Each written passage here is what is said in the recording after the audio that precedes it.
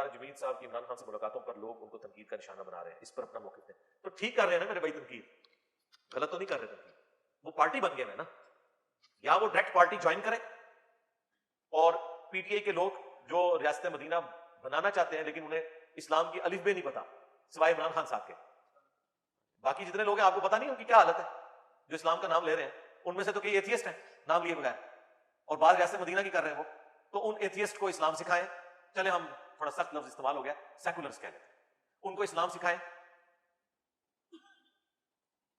और प्रैक्टिकली उसको ज्वाइन करें उस जमात, तो फिर हमें कोई इतराज नहीं। लेकिन जब वो पार्टी बनेंगे और उसे करबला के साथ जोड़ रहे हैं गवर्नमेंट के चेंज होने को मुहर्रम के महीने के अंदर, तो ये करबला तो पहली दफा पाकिस्तान में हुई है, किसी एक प्राइम मिनिस्टर ने भी अपनी मुद्दत पूरी की है, तो सारे प्राइम मिनिस्टर जो है वो फिर क्या हुसैन डिक्लेयर हो जाएंगे? क्या यार कर रहे हैं आप? ये मिसालें इस तरीके से फिट करेंगे तो फिर सारों पे करें। मैं इसको गुस्ताखी नहीं समझता, ये जो अक्सर लोग कहते हैं ना मिसाल क्यों दे दी यजीद की हुसैन की, मिसाल देने यार हमने अपने बड़ों की मिसालें देनी है ना, मर्तबा तो नहीं को क्लेम कर रहा होता। मौलाना फजल रहमान साहब भी जब धरना लेके निकले थे तो क्या उस वक्त वो ये नहीं कह रहे थे कि ये करबला बनने जा रही है और ये इमरान यजीद है और हम इमाम हुसैन के मानने वाले हैं? उस वक्त तो हुसैन वो खुद बने हुए थे।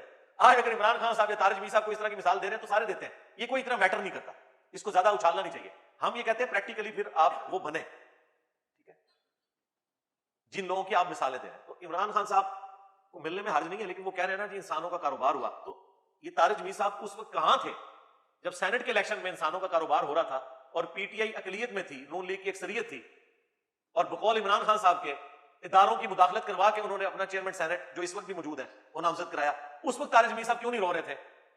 वो इतराज करने वाले ये इतराज कर रहे हैं तो बिल्कुल जहनमन कर रहे हैं। तो ये बात आप समझें, वो इस वजह से कह रहे हैं। और ये तारिक जमील साहब की मोहब्बत में लोग बात कर रहे हैं। लोग तारिक जमील साहब को किसी पार्टी के नुमाइंदे के तौर पर नहीं देखना चाहते। वो कहते हैं ये कौम के बड़े हैं, इनको चाहिए। देखें वो अभी तक तो यही था, जब नवाज शरीफ साहब की वाइफ फौत हुई उनका जनाजा भी उन्होंने पढ़ाया, परवेज इलाही साहब की वालदा की डेथ हुई उसमें भी जाते हैं, वो हर जगह जाते हैं।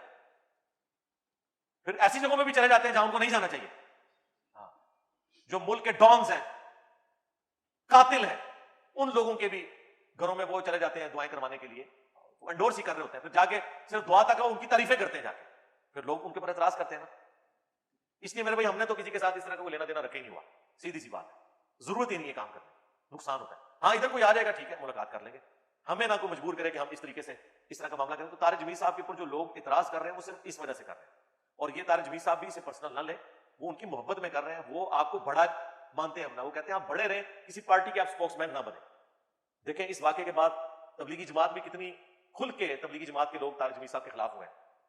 वो पोस्ट शेयर करवा रहे हैं, बार बार मुख्तलिफ पोस्टें लिख रहे हैं कि इसका तबलीगी जमात से कोई ताल्लुक नहीं है, इनके पास कोई पोस्ट नहीं है, ये नहीं है वो। अब उनको मौका मिल गया ये बात करने का।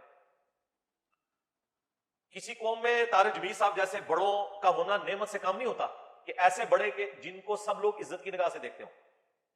अब इस वाकये के बाद फिर उनकी जो एक ऑडियो जो है वो लीक हुई हमजा शहबाज के बारे में, उसके बाद मुझे बताएं वो किसी नून लीग वाले के पास बड़ा बन के किस मुंह से जाएंगे अगर वो उनको तबलीग करेंगे। और ये नैरेटिव वो था जो तारिक जमील साहब ने खुद हमें बताया हुआ था वीडियोस में कि मैं तो सारे हुक्मरानों के पास जाता हूं। उन्होंने कहा मैं तो बेनजीर की खबर पे भी गया था, बताएंगे ना, वीडियोस रिकॉर्डेड है ना। तो आज तक तो कभी भी पार्टी नहीं बने थे, सारे हुक्मरानों के पास जाते थे। अब वो पार्टी बने तो उसकी वजह से लोगों के दिलों में गम है, और फिर पार्टी बन के भी फिर वो उन बातों के ऊपर अफसोस कर रहे हैं कि जो वो सारी खराबियां उधर भी पाई जाती हैं जिनके लिए वो अफसोस कर रहे हैं। ठीक है, ये तो इसी तरीके से है कि कोई नून लीग का बड़ा सानिया साहिवाल के ऊपर आके रोजाना लकीर पीटे, जिनके अपने दौर में मॉडल टाउन हुई है। हाँ उस सूरत में पीट सकता है कि वो कहे कि हमारे बड़ों से भी गलती हुई, इन्होंने भी गलती की, दोनों का एहतसाब होना चाहिए, फिर तो बात ठीक है। तो ये मसला फिर वहां पे खराब हो। लेकिन इस पूरी सूरत हाल में अगर किसी बड़े से इस तरह की गलती हो ना, तो उनकी मीम्स बनाने की बजाय, उनकी ट्रोलिंग करने की बजाय पॉजिटिवली एहतराम के दायरे में उनका रद्द किया जाए कि मौलाना आप हमारे बड़े हैं, प्लीज आप इस तरह ना करें, ये ना करें। जिस तरह मैं कभी पॉलिटिक्स पे बोलता हूं, मैंने तो आपको पता है एक अनबाइस्ड प्लेटफॉर्म है। जो चीज गलत जहां पे है, जब से मैंने बोलना शुरू किया हुआ है, तो जो चीज गलत होती है मैं उसे गलत कहता हूं, जो ठीक है वो किसी की भी उसे ठीक कहता हूं। उसके बावजूद नीचे मुझे जो समझाने वाले हैं उनके जो जुमले होते हैं ना, उन जुमलों में अल्फाज के चुनाव से पता चल जाता है ये मेरे साथ हमदर्दी में लिख रहा है या मेरे पे गुस्सा निकाल रहा है, वो पता चल जाता है। जब गाली गलौच होगी तो इसका मतलब है वो मेरी इस्लाह नहीं चाहता, और जो कहेंगे अली भाई प्लीज आप पॉलिटिक्स से दूर रहें, आप इस गंद में नहीं आए, हालांकि खुद भी उस गंद का हिस्सा होते हैं। तो हम कभी पॉलिटिक्स में आई नहीं है। मैंने आपको पहले भी बताया कि हमें कई लोगों ने अप्रोच किया नाम लिए बगैर, जब इमरान खान साहब निकाले गए कि आप इमरान खान साहब के बारे में कोई स्टेटमेंट ऐसी दें उनके खिलाफ, हमने नहीं दी। वो ये समझ रहे थे कि ये पब्लिक डायनामिक्स बनाने वाले लोगों में ये भी शामिल है तो चलो ये कर ले। जो गलत बात थी उस वक्त भी उनको गलत कहते थे जब वो प्राइम मिनिस्टर थे, आज वो नहीं है तो उनकी जो सही बात है उसको आज भी हम एंडोर्स कर रहे हैं कि आपका बयानिया दुरुस्त है, सिर्फ गुलूफ का एलिमेंट निकाल दें इदारों के बारे में।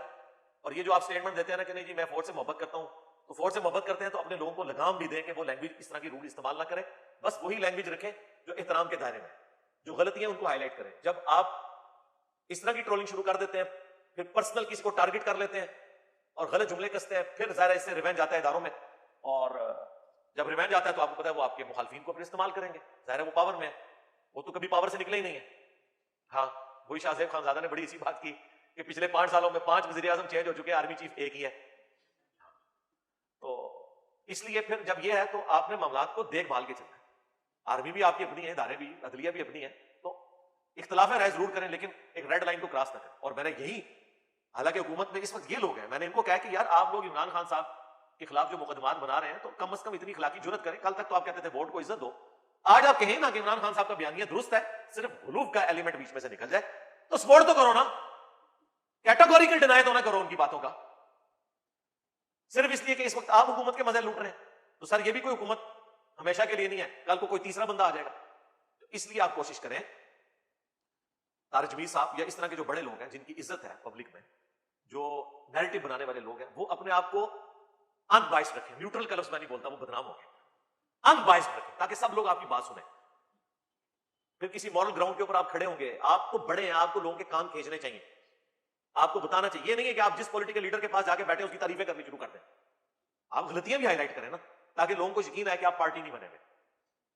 और ये मैं सहाफियों से भी कहूंगा कि आप भी पार्टी ना बने। ऐसी ऐसी गलत बातों की भी तावील करते हैं, बंदा हैरान हो जाता है कि यार अब ये इतना बड़ा ब्लंडर हुआ है, इसका क्या जवाब देंगे, उसमें से कुछ निकाल लेते हैं। बंदा कहता है वो बिल्कुल अपोजिट स्टेटमेंट्स होती हैं, दोनों को बैक वक्त वो जस्टिफाई कर लेते हैं, बैक वक्त जस्टिफाई करते हैं। हर तरह के हालातों वाकयात एक जैसे होते हैं, वो जस्टिफाई हो जाते हैं। वो क्यों ना हो, जब हमारी अदालतें भी फैसलों में यही हरकतें कर रही हो तो ज़ाहिर पॉलिटिशियंस ने भी यही कुछ करना है, निचले लोगों ने भी यही करना है। अलबत्ता आप सच्चाई के ऊपर खड़े हो, यकीन करें, आप अगर अकेले भी है ना, आपकी आवाज अगर सच्चाई के ऊपर मबनी है तो दुनिया आपकी बात सुनेगी। जितनी मर्जी मुखालफत दुनिया करे, अल्लाह ताला की गैबी मदद आपके साथ आ जाएगी। ये रियलिटी है। पिछले दिनों हमारे एक बड़े करीबी स्टूडेंट, पाकिस्तान के एक बहुत बड़े पॉलिटिकल लीडर जो एक बहुत बड़ी जमात के हेड है, उनको मिलने गए, बगैर नाम लिए मैं बताऊंगा, फिर वो बिल्कुल एक पर्सनल मामला हो गया। उनको नहीं पता था कि ये बंदा जो मुझसे मिलने आया ये इंजीनियर साहब का बड़ा पुराना स्टूडेंट है। तो कहते मैंने वहां उनसे कुछ डिस्कस किया कि मुल्क को इस तरीके से ऊपर उठाया जा सकता है, ये सारी चीजें हैं, लेकिन मेरे पास रिसोर्सेज नहीं है, मैं अकेला बंदा हूं, तो आपकी इतनी बड़ी जमात है, आपके बजट्स हैं, सब कुछ है, तो आप ये काम कर सकते हैं। तो उन्होंने आगे से उनको कहा कि मैं आपके साथ एग्री नहीं करता, आप अकेले भी बहुत कुछ कर सकते हैं। मैं आपको पाकिस्तान में एक बंदे की मिसाल दे सकता हूं, उस अकेले बंदे ने पूरा पैराडाइम शिफ्ट कर दिया। उन्होंने कहा जी कौन? उनका इंजीनियर मोहम्मद अली मिर्जा। उसकी कौन सी जमात है, उसने कौन से बंदे भर्ती किए हैं, एक कैमरा है ना उसके पास, तो एक बंदा भी कायाकल्प कर सकता है किसी नेशन की, अकेला बंदा भी, अगर सच्चाई के लिए खड़ा हो जाए। अच्छा कहते हैं जब उन्होंने बात की, मैंने उनको फिर भी नहीं बताया कि मैं आपका स्टूडेंट। मैंने कहा जी कौन इंजीनियर मोहम्मद अली मिर्जा? वो जेल में है, यूट्यूब पे वीडियोस रिकॉर्ड करवाते हैं, मैं भी उनकी वीडियोस देखता हूं, तो आप देखें ना उन्होंने किस तरह सारे फिरकों के साथ जो कुछ किया है, और किसी का लिहाज नहीं करते, ना हमें छोड़ते हैं, ना हमारे मुखालफिन को छोड़ते हैं, ना किसी इदारे को छोड़ते हैं। जिसकी जो सही बात है वो सही कहते हैं, जो गलत बात है उसको गलत कहते हैं, दिलेरी के साथ।